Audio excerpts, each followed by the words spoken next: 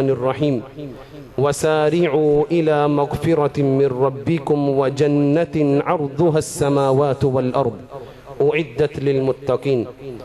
وقال النبي صلى الله عليه وسلم قال الله تبارك وتعالى أعددت للعباد الصالحين ما لا عين رأت ولا أذن سمعت ولا خطر على قلب بشر. صدق اللہ العظیم و صدق رسولہ النبی الکریم. ہر قسم کی حمد و ثنا، ہر قسم کی بڑائی کبریائی اللہ وحدہ لا شریک کی ذات ببرکت کے لیے. کروڑہ درود و سلام سید الانبیاء سید الکونین ساقی حوض کوثر نبی رحمت جناب محمد الرسول اللہ صلی اللہ علیہ وسلم کی ذات عرفہ و اعلیٰ کے لیے. حضرات گرامی قدر،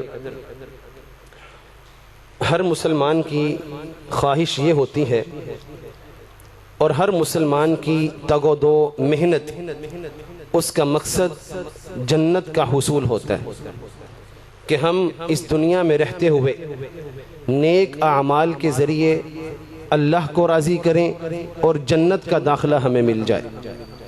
اور اللہ احکم الحاکمین نے بھی قرآن مجید میں کئی جگہ پر مسلمانوں کو جنت کی طرف آنے کا حکم بھی دیا ہے اور اس کی ترغیب بھی دلائی ہے.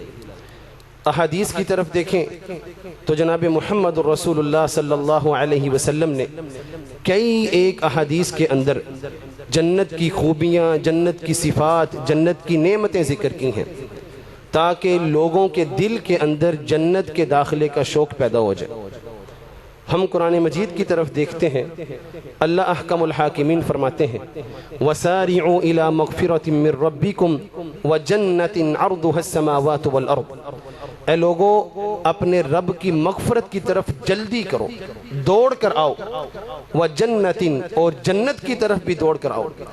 عَرْضُهَا السَّمَاوَاتُ وَالْأَرْضُ ایسی جنت جس کی چوڑائی زمین و آسمان کے برابر ہے. اعدت للمتقین یہ جنت اللہ سے ڈرنے والوں کے لیے تیار کی گئی ہے، متقین کے لیے تیار کی گئی ہے. کہیں اللہ احکم الحاکمین فرماتے ہیں سابقوا الی مغفرۃ من ربکم وجنۃ عرضها كعرض السماء والارض اعدت للذین آمنوا باللہ ورسلہ. اے لوگو اللہ کی مغفرت کی طرف اور جنت کی طرف ایک دوسرے سے مقابلہ کرو. یہ جنت جس کی چوڑائی آسمان و زمین کے برابر ہے، اعدت للذین آمنوا باللہ ورسلہ یہ اللہ اور اس کے رسولوں پر ایمان لانے والوں کے لیے تیار کی گئی. اور کہیں اللہ احکم الحاکمین نے فرمایا وَبَشِّرِ الَّذِينَ آمَنُوا وَعَمِلُوا الصَّالِحَاتِ أَنَّ لَهُمْ جَنَّاتٍ تَجْرِي مِن تَحْتِهَا الْأَنْهَارِ. اے اللہ کے نبی ایمان والوں کو خوشخبری دے دیں، اللہ نے ان کے لیے ایسے باغات تیار کیے ہیں، ایسی جنتیں تیار کی ہیں جن کے نیچے نہریں چل رہی ہوں گی. اور کہیں اللہ احکم الحاکمین نے فرمایا ان المتقین فی مقام امین فی جنات وعیون کہ متقین تقوی والے لوگ جنتوں اور چشموں کے اندر رہنے والے ہوں گے. ان تمام آیات کو جمع کیا جائے، اگر ایک ایک آیت کو ذکر کرتا جاؤں جن کے اندر جنتوں کا تذکرہ ہے تو شاید ہمارا اس خطبہ جمعہ کا وقت کافی نہ ہو. بات کرنے کا مقصد یہ ہے اللہ احکم الحاکمین نے ایک جگہ نہیں، دو جگہ نہیں، کئی مقامات پر جہاں پر نیک اعمال کا ذکر کیا اس کے بدلے میں جنت کے ملنے کا ذکر بھی کیا. بلکہ اللہ احکم الحاکمین حقیقی کامیابی ہی اسی کو قرار دیتے ہیں. فَمَنْ زُحْزِحَ عَنِ النَّارِ وَأُدْخِلَ الْجَنَّةَ فَقَدْ فَازَ جب بندہ جہنم سے بچا لیا گیا اور جنت میں داخل ہو گیا فقد فاز یقیناً وہ کامیاب ہو گیا. جنت کی طرف رغبت بھی دلائی اور حقیقی کامیابی بھی جنت کو قرار دیا. اب ذہن میں یہ سوال پیدا ہوتا ہے وہ جنت جس کی طرف اللہ نے اتنی ترغیب دلائی، اتنی دفعہ ہمیں بتایا وہ جنت میں یہ نعمتیں بھی ہوں گی، جنت میں یہ بھی ہوگا وَلَكُمْ فِيهَا مَا تَشْتَهِي أَنفُسُكُمْ اس میں جو دل کے اندر خیال آئے گا اللہ عطا کرے گا. اب دل میں خیال آتا ہے وہ جنت کیسی ہوگی. جنت کی صفات کے اندر جتنی آیات موجود ہیں، احادیث موجود ہیں، ان کو بیان کرنے کا وقت نہیں، چند ایک احادیث ذکر کر کے اپنی بات کو آگے بڑھاتا ہوں۔ سیدنا ابو ہریرہ رضی اللہ تعالیٰ عنہ فرماتے ہیں ایک دفعہ ہم اللہ کے نبی کے پاس موجود تھے، ہم نے اللہ کے نبی سے سوال کیا حدثنا عن الجنت ما بناؤها، اللہ کے نبی ہمیں جنت کے بارے میں تو بتائیں، جنت کی عمارت، جنت کا میٹیریل کیسا ہوگا جس کے ساتھ جنت تیار کی گئی ہے۔ ہم نے کوئی گھر کوئی محل بنانا ہو، ہم دیکھتے ہیں جی عمدہ قسم کا میٹیریل لگایا جائے، سب سے اچھی اینٹ ہم خریدتے ہیں، سب سے مضبوط مسالہ ہم خریدتے ہیں، سب سے خوبصورت ٹائلیں شائلیں خرید کر ہم اپنے مکان کو مزین کرتے ہیں۔ تو صحابہ اکرام کے ذہن میں سوال آیا اللہ کے نبی ہمیں جنت کے بارے میں تو بتائیں، جنت کی عمارت کیسی ہوگی، جنت کی اینٹیں، جنت کا گارا، جنت کی بلڈنگ کیسی ہوگی؟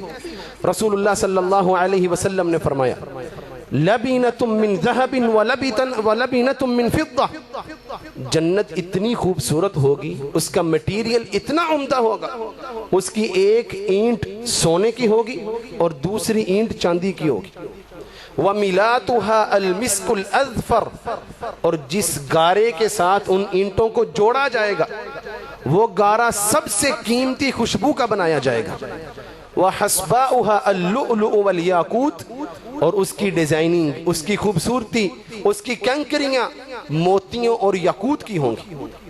اس قدر خوبصورت اللہ نے جنتیوں کے لیے، اپنے ایمان والوں کے لیے جنتیں تیار کی ہیں۔ وَتُرَابُهَا الزَّعْفَرَانُ، اور اس کی مٹی زعفران کی ہوگی۔ پتہ ہے زعفران کا کیا ریٹ ہے؟ پتہ نہیں کتنے لاکھ روپے کا کلو زعفران آتا ہے، اس قدر مہنگا کہ چند ٹانکی جو ہے وہ چند ہزار روپے کا آتا ہے۔ اس زعفران کی مٹی استعمال کی جائے گی جنت کو بنانے کے لیے۔ من يدخلها ينعم ولا يبأس، رسول اللہ صلی اللہ علیہ وسلم فرماتے ہیں جو بندہ اس جنت میں داخل ہو جائے گا وہ ہر وقت نعمتوں کے اندر ہوگا، ولا يبأس، کبھی وہ بوسیدہ نہیں ہوگا، کبھی اس کی نعمتیں کم نہیں ہوں گی، ويخلد ولا يموت، اور وہ ہمیشہ کے لیے جنت میں رہے گا، کبھی اس پر موت واقعہ نہیں ہوگی۔ لا تبلا ثيابه ولا يفنى شبابه، اس کے کپڑے کبھی جنت میں پرانے نہیں ہوں گے، اس کی جوانی کبھی جنت میں ختم نہیں ہوگی، سب کے سب جب جنت میں جائیں گے اللہ ان کو جوان کر کے جنت میں بھیجے گا، دنیا سے کئی گنا زیادہ اللہ خوبصورت بنا کر جنت میں بھیجے گا۔ یہ جنت کی بناوٹ ہے۔ اس قدر احادیث جنت کی عمارت کے بارے میں، جنت کے نیچے چلنے والی نہروں کے بارے میں، جنت کی نعمتوں کے بارے میں موجود ہیں۔ ایک حدیث آپ کو سنا کر جنت کی صفات کی بات کو مکمل کرتا ہوں۔ رسول اللہ صلی اللہ علیہ وسلم فرماتے ہیں یقول اللہ عز وجل اعددت للعباد الصالحین ما لا عین رأت ولا اذن سمعت ولا خطر على قلب بشر۔ اللہ احکم الحاکمین فرماتے ہیں، حدیث قدسی ہے، اعددت للعباد الصالحین، میں نے اپنے نیک لوگوں کے لیے ایسی نعمتیں تیار کی ہیں، ما لا عین رأت ولا اذن سمعت، جس کو کسی آنکھ نے نہیں دیکھا ہے، کسی کان نے نہیں سنا ہے، ولا خطر علی قلب بشر، کسی دل میں اس جنت کا خیال بھی نہیں آ سکتا۔ اس قدر خوبصورت اللہ نے جنت تیار کی۔ حضرات گرامی قدر، جنت کے اندر جو نعمتیں عطا کی جائیں گی، اگر ہم جنت میں ملنے والی حوروں کی بات کریں، رسول اللہ صلی اللہ علیہ وسلم فرماتے ہیں اگر جنت کی حور دنیا میں جھانک لے سورج اور چاند بے نور ہو جائیں، اس قدر اللہ نے پاک باز بیویاں جنتوں کے لیے تیار کی۔ جنتوں کی دیگر نعمتیں اپنی جگہ، ایک نعمت ایسی ہے رسول اللہ صلی اللہ علیہ وسلم فرماتے ہیں جنتیوں کو اس نعمت سے زیادہ محبوب کوئی نعمت نہیں ہوگی، اور وہ نعمت یہ ہے، رسول اللہ صلی اللہ علیہ وسلم فرماتے ہیں جنتی جنت میں چلے جائیں گے، جہنمیوں کو جہنم میں پھینک دیا جائے گا، پھر اعلان کیا جائے گا اے جنت والو، اللہ نے تم سے ایک وعدہ کیا تھا، اللہ آج اس وعدے کو پورا کرنا چاہتا ہے۔ وہ جنتی کہیں گے الم تبید وجوہنا الم تدخلنا الجنہ، اے اللہ تو نے ہمیں جنت میں داخل نہیں کر دیا، تو نے ہمارے چہروں کو روشن نہیں کر دیا، تو نے جنت میں ہمیں فلاں فلاں فلاں نعمت بھی دے دی، ہمیں ان نعمتوں کے بعد کیا چاہیے؟ رسول اللہ صلی اللہ علیہ وسلم فرماتے ہیں اللہ احکم الحاکمین اپنا پردہ ہٹائیں گے اور جنت والے اللہ کا دیدار کریں گے۔ ہم اللہ سے یہ دعا کرتے ہیں اللہ ہم سب کو اپنا دیدار نصیب فرمائے۔ اللہم انا نسألک لذت النظر الى وجہک الکریم والشوق الى لقائک۔ ہمیں یہ دعا بھی کرنی چاہیے۔ رسول اللہ صلی اللہ علیہ وسلم فرماتے ہیں جنتی اپنی آنکھوں سے اللہ کا دیدار کریں گے، اور پھر جنتیوں کو اس نعمت سے زیادہ محبوب اور کوئی نعمت نہیں ہوگی۔ اس قدر خوبصورت جنت اللہ نے اپنے اوپر ایمان لانے والوں کے لیے، متقین کے لیے تیار کی ہے۔ اب یہ سوال بھی پیدا ہوتا ہے، ہم سب لوگ اللہ پر ایمان لے کر آئے ہیں، بہت سے لوگ ایسے ہیں جو زبان سے کلمہ پڑھتے ہیں، کیا ہر کلمہ پڑھنے والا، ہر مسلمان لازمی جنت میں جائے گا؟ یہ سوال ذہن میں آتا ہے نا۔ یہ آپ نے دیکھا ہوگا، یہ ٹریفک قوانین ہوتے ہیں، لکھا ہوتا ہے اگر آپ اشارہ کراس کریں گے بند ہوگا، آپ کو 2000 روپے چلان ہوگا۔ سعودی عرب کے اندر تو بہت سخت قوانین ہے، اگر ہائی وے بندہ پیدل کراس کرتا ہے تو 2000 ریال کا چلان ہوتا ہے۔ یہ قوانین کس لیے ہوتے ہیں؟ یہ کس لیے لکھا جاتا ہے؟ تاکہ ہم یہ جرم نہ کریں۔ اب ہم نے یہ دیکھنا ہے کیا سب کے سب جنت میں چلے جائیں گے، یا کچھ ایسے گناہ بھی ہیں جن گناہوں کی وجہ سے لوگوں کو جنت سے محروم کر دیا جائے گا۔ اللہ احکم الحاکمین فرماتے ہیں فریق فی الجنت و فریق فی السعیر، ایک گروہ جنت میں جائے گا اور ایک گروہ کو دہکتی ہوئی آگ میں پھینکا جائے گا۔ اب ہم نے یہ دیکھنا ہے وہ کون سے بد نصیب ہیں جن کو جنت سے محروم کر دیا جائے گا۔ رسول اللہ صلی اللہ علیہ وسلم فرماتے ہیں حفت الجنت بالمکارہ وحفت النار بالشہوات۔ صحیح مسلم کے اندر یہ حدیث ہے، رسول اللہ صلی اللہ علیہ وسلم فرماتے ہیں جنت کو ناپسندیدہ کاموں کے ساتھ ڈھانپ دیا گیا۔ صبح کے وقت نرم گرم گرمیوں میں ٹھنڈا بستر چھوڑ کر نماز کے لیے آنا بڑا ہی مشکل ہے، انسان کے اوپر بڑا ہی ناگوار گزرتا ہے۔ کاروبار کے اندر حرام ذریعے سے منافع ہوتا نظر آ رہا ہو، اس منافع کو چھوڑ کر حلال ذریعے کو اختیار کرنا یہ ظاہراً بڑا مشکل نظر آتا ہے۔ دنیا کی حرام ذریعے سے آئی ہوئی آسائشوں کو چھوڑ کر حلال ذریعے پر تھوڑے مال پر قناعت کرنا یقیناً بڑا مشکل محسوس ہوتا ہے۔ سخت سردی میں ٹھنڈے پانی سے وضو کرنا بڑا مشکل محسوس ہوتا ہے۔ رسول اللہ صلی اللہ علیہ وسلم فرماتے ہیں جنت ان کاموں کے ذریعے ملتی ہے۔ وحفت النار بالشہوات، اور جہنم یہ اپنی پسند کے کام کر کے ملتی ہے۔ انسان کا دل چاہتا ہے بدکاری کرے، بدکاری کر لے، جہنم کا راستہ۔ انسان کا دل چاہتا ہے لوگوں کا مال پر ڈاکہ ڈال لے، جہنم کا راستہ ہے۔ انسان کا دل چاہتا ہے لوگوں پہ ظلم کرے، کر لے، جہنم کی طرف لے کے جانے والا راستہ ہے۔ انسان کا دل چاہتا ہے سودی کاروبار کرے، بڑا پروفٹ ہے، بڑا منافع ہے، کر لے، جہنم کی طرف لے کے جانے والا راستہ۔ اس لیے ہم نے جنت کے راستے کے اوپر چلنا ہے۔ رسول اللہ صلی اللہ علیہ وسلم فرماتے ہیں کل امتی یدخلون الجنت الا من ابا، میری ساری کی ساری امت محمدیہ جنت میں جائے گی، الا من ابا، سوائے اس بد نصیب کے جس نے جنت میں جانے سے خود انکار کر دیا۔ آپ میں سے کوئی جنت میں جانے سے انکار کر سکتا ہے؟ کیوں جی اتنی ہمت ہے ہم میں؟ یقیناً کوئی نہیں کر سکتا۔ اسی تعجب کی وجہ سے صحابہ کرام نے سوال کیا قالوا من ابا یا رسول اللہ، اللہ کے نبی بنا جنت میں جانے سے کون انکار کرے گا؟ اس قدر خوبصورت جنت، اللہ نے جنت کی ترغیب دلائی، اس میں اتنی نعمتیں، جو دل میں آئے گا اللہ عطا کرے گا، اس جنت میں جانے سے کون انکار کرے گا؟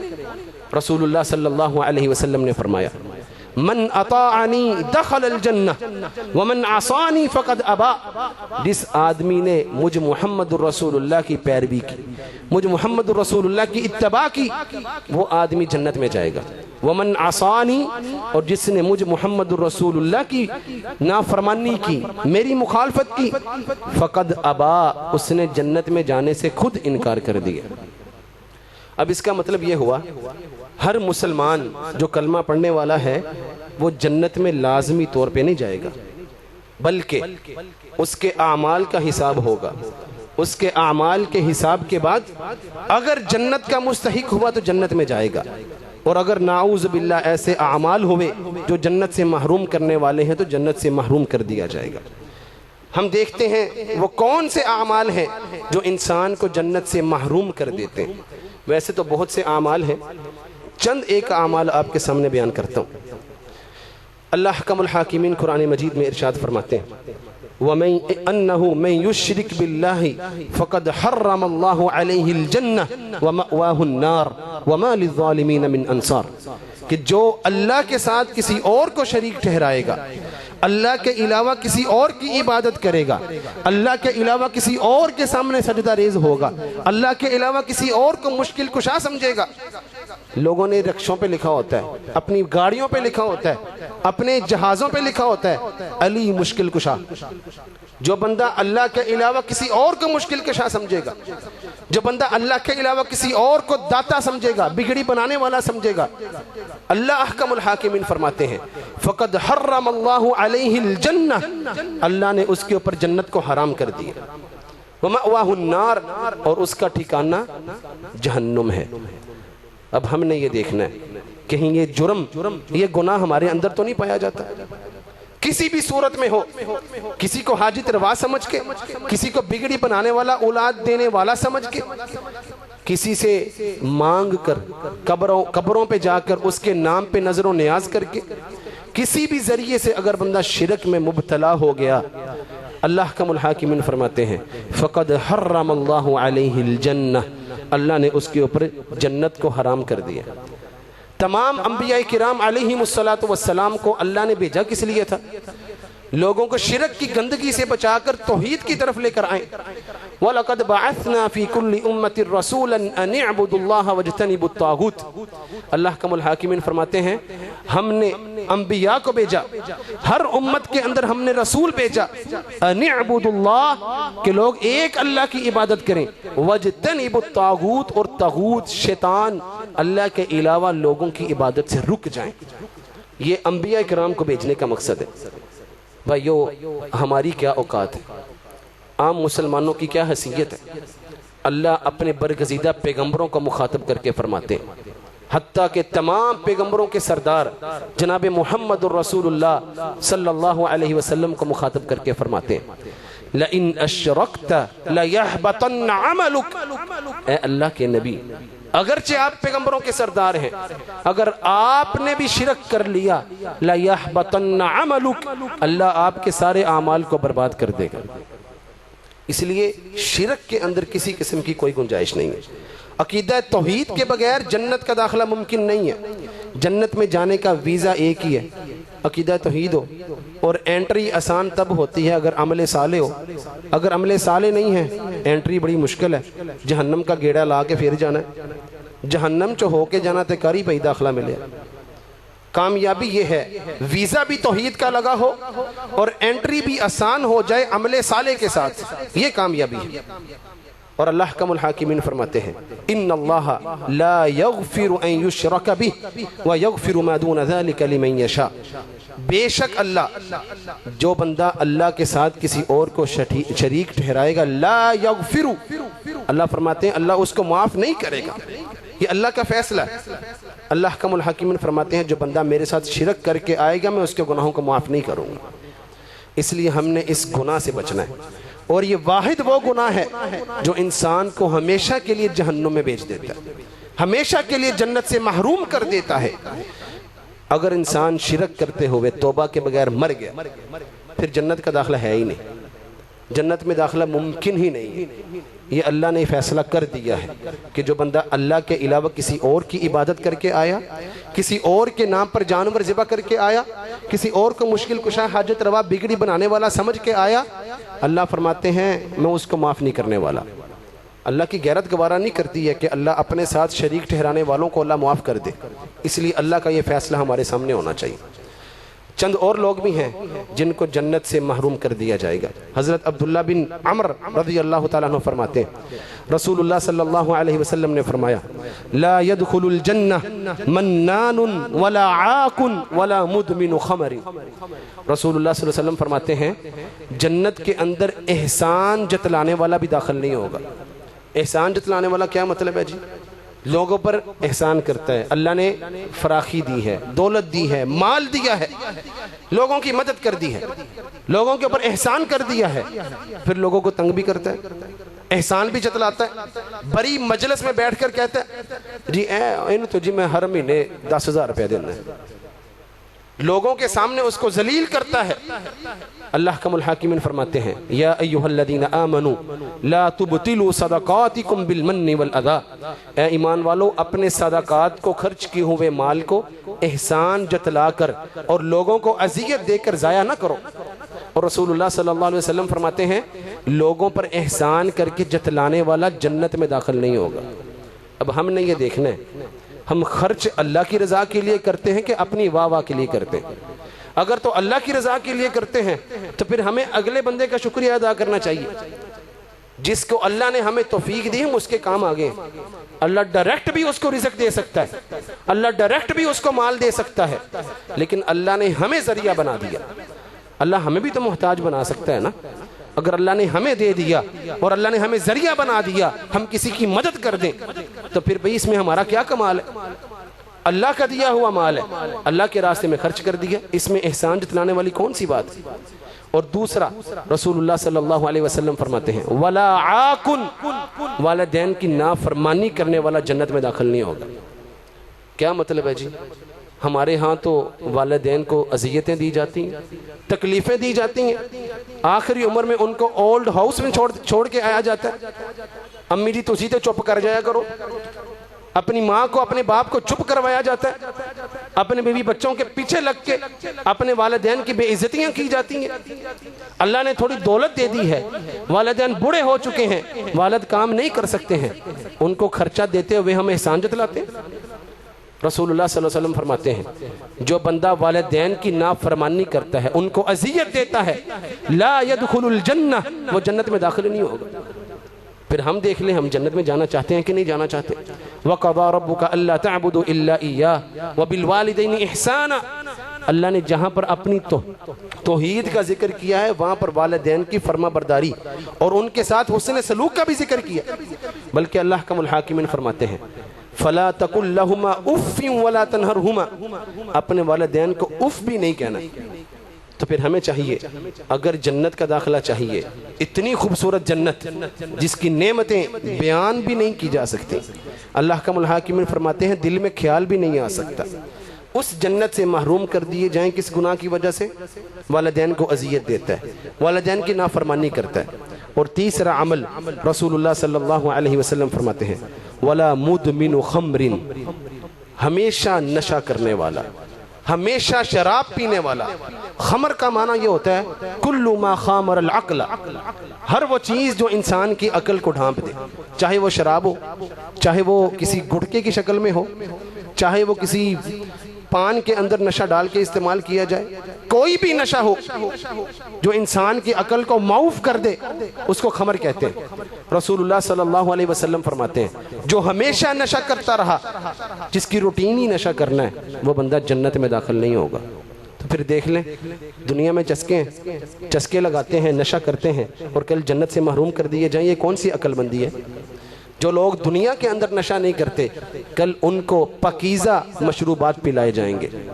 اور ایک حدیث کے اندر آتا ہے رسول اللہ صلی اللہ علیہ وسلم فرماتے ہیں ثلاثة قد حرم اللہ علیہم الجنہ، تین لوگوں پر اللہ نے جنت کو حرام کر دیا، مدمن الخمر، ہمیشہ نشہ کرنے والا، والعاق، والدین کی نافرمانی کرنے والا، والدیوث الذی یقر فی اہلہ الخبث، سنن نسائی میں یہ حدیث ہے۔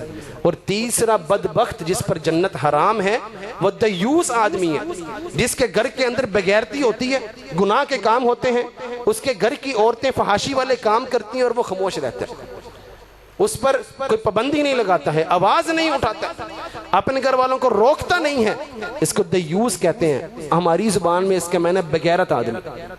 رسول اللہ صلی اللہ علیہ وسلم فرماتے ہیں دیوث الذی یقر فی بیتہ الخبث، جس کے گھر کے اندر گندگی ہوتی ہے اور وہ خاموش رہتا ہے، یہ بندہ جنت اس کے پر حرام ہے۔ پھر ہم دیکھ لیں اپنے گھروں کے ماحولوں کا جائزہ لیں، اگر ہے اس سے رک جائیں، گھر والوں کو روک دیں تاکہ ہم اللہ کے نبی کی اس وعید سے بچ سکیں۔ پانچواں عمل جو انسان کو جنت سے محروم کر دیتا ہے اور وہ ہمارے ہاں بڑا عام ہے، بلکہ ہماری زبانوں کا، ہمارے کانوں کا چسکا ہے، رسول اللہ صلی اللہ علیہ وسلم فرماتے ہیں، سیدنا حذیفہ رضی اللہ تعالیٰ عنہ سے حدیث کے راوی ہیں، لا يدخل الجنت النمام، جنت کے اندر چغل خور داخل ہی نہیں ہوگا، لوگوں کی غیبتیں کرنے والا، لوگوں کے عیوب لوگوں میں بیان کرنے والا۔ صحابہ کرام نے سوال کیا، اللہ کے نبی اگر اس بندے کے اندر واقعتاً عیب موجود ہو تو پھر؟ رسول اللہ صلی اللہ علیہ وسلم نے فرمایا یہی تو غیبت ہے، اس کے اندر عیب موجود ہیں، آپ وہ لوگوں کے سامنے بیان کرتے ہیں، یہی تو غیبت ہے۔ اگر اس کے اندر عیب موجود ہی نہیں ہے تو یہ تو بہتان ہوا نا، یہ اس سے بڑا گناہ ہے۔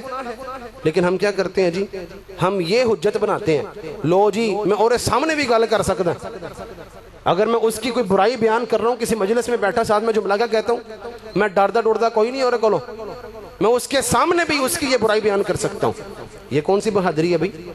ہمیں اللہ سے دعا کرنی چاہیے، اللہم استر عوراتنا وآمن روعاتنا، اے اللہ ہمارے عیبوں پر، ہمارے گناہوں پر پردہ ڈال دے۔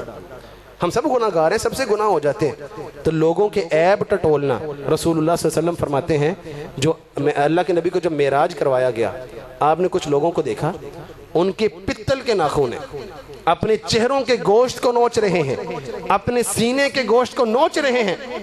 اللہ کے نبی نے پوچھا یہ کون سے لوگ ہیں جو اپنے سینے کے، اپنے چہرے کے گوشت کو نوچ رہے ہیں؟ تو ذکر کیا گیا اللہ کے نبی یہ وہ لوگ ہیں یأکلون لحوم الناس ویقعون فی اعراضہم، صحیح ابو داؤد کے اندر یہ حدیث موجود ہے۔ اللہ کے نبی یہ وہ بد نصیب ہیں جو دنیا میں رہتے ہوئے اپنے بھائیوں کا گوشت کھایا کرتے تھے، ان کی چغلی کیا کرتے تھے، ان کی عزتیں اچھالا کرتے تھے، تو اللہ نے آج ان کو جہنم کے اندر یہ سزا دی۔ اس لیے ہم نے اس گناہ سے بھی بچنا ہے۔ پانچواں گناہ بیان کر کے، بلکہ چھٹا گناہ ہے، اپنی بات کو مکمل کرتا ہوں۔ رسول اللہ صلی اللہ علیہ وسلم فرماتے ہیں، صحیح مسلم کے اندر یہ حدیث موجود ہے، سیدنا ابو ہریرہ رضی اللہ تعالی عنہ اس حدیث کے راوی ہیں، صنفان من اہل النار لم ارہا، اللہ کے نبی فرماتے ہیں دو گروہ ایسے ہیں جو جہنم والے ہیں، جن کو جہنم میں پھینک دیا جائے گا۔